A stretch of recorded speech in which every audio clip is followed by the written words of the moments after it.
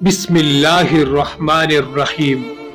دوستو، آج ہم آپ کے لیے لے کر آئے ہیں حضرت خضر علیہ السلام کا واقعہ۔ حضرت خضر علیہ السلام کے بارے میں اکثر علماء کا قول ہے کہ آپ علیہ السلام کو بھی اللہ تعالیٰ نے نبوت سے سرفراز فرمایا تھا۔ آپ علیہ السلام کے نام کے بارے میں رسول اکرم صلی اللہ علیہ وسلم نے فرمایا، آپ علیہ السلام کا نام خضر اس لیے مشہور ہوا کہ ایک بار آپ خشک گھاس پر بیٹھے تھے، جب اٹھے تو گھاس خضر یعنی سرسبز ہو کر لہرا رہی تھی۔ اس وقت سے آپ علیہ السلام کا نام خضر مشہور ہو گیا۔ دوستو، اسلامک واقعات اور قصص الانبیاء کے لیے چینل کو ضرور سبسکرائب کریں۔ حضرت موسیٰ علیہ السلام کو اللہ تعالیٰ نے حضرت خضر علیہ السلام سے ملاقات کرنے کا حکم دیا تھا۔ فرمان الہی ہے ترجمہ، وہاں انہوں نے ہمارے بندوں میں سے ایک بندہ حضرت خضر علیہ السلام کو پایا، جسے ہم نے اپنی رحمت سے نوازا تھا اور اپنی طرف سے ایک خاص علم عطا کیا تھا۔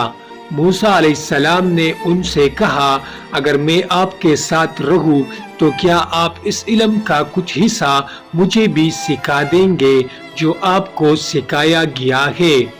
انہوں نے جواب دیا، آپ میرے ساتھ رہ کر ہرگز صبر نہیں کر سکیں گے، اور جس کی حقیقت کا آپ کو علم نہ ہو آپ اس پر کیسے صبر کر سکتے ہیں؟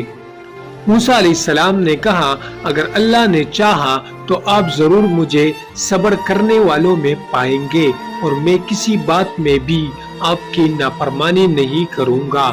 انہوں نے حضرت خضر علیہ السلام نے کہا، اگر آپ میرے ساتھ رہنا ہی چاہتے ہیں تو پھر مجھ سے کسی چیز کے بارے میں کوئی سوال نہ کرنا، یہاں تک کہ میں خود ہی اس کے بارے میں آپ کو بتا دوں۔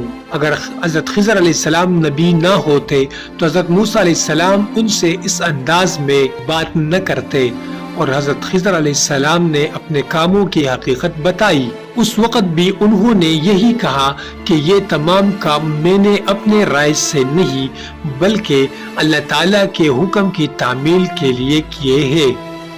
فرمان الہی ہے، اس کشتی کا معاملہ تو یہ تھا کہ وہ چند مسکینوں کی ملکیت تھی جو دریا میں محنت مزدوری کرتے تھے۔ میں نے چاہا کہ اس کشتی کو عیب دار بنا دوں، کیونکہ ان کے آگے ایک ایسا بادشاہ تھا جو ہر صحیح سالم کشتی کو زبردستی چھین لیتا تھا، اور لڑکے کا قصہ یہ ہے کہ اس کے والدین مومن تھے۔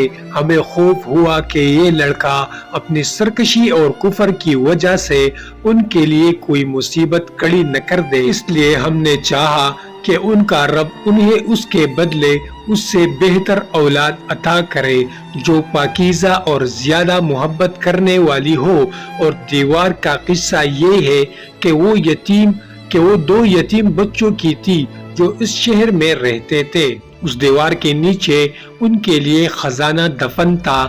ان کا باپ بڑا نیک شخص تھا، لہٰذا آپ کے رب کی چاہت تھی کہ یہ دونوں یتیم بچے اپنی جوانی کی عمر کو پہنچ کر اپنا یہ خزانہ آپ کے رب کی مہربانی اور رحمت سے نکال لے۔ یہ کام میں نے اپنی رائے سے نہیں کیے تھے۔ یہ ہے ان واقعات کی اصل حقیقت جن پر آپ سے صبر نہ ہو سکا۔ حضرت خضر علیہ السلام کی اس وقت زندہ رہنے کے بارے میں جتنے بھی روایات یا اقوال ہیں وہ سب ضعیف یا موضوع یا من گڑت ہے۔ رسول اکرم صلی اللہ علیہ وسلم نے فرمایا، آج جو لوگ روز زمین پر موجود ہیں 100 سال کے بعد ان میں سے ایک بھی باقی نہ رہے گا۔ وضاحت: اس حدیث سے معلوم ہوا کہ حضرت خضر علیہ السلام اس وقت زندہ نہیں ہے۔ دوستو، اسلامک واقعات اور قصص الانبیاء کے لیے چینل کو ضرور سبسکرائب کریں۔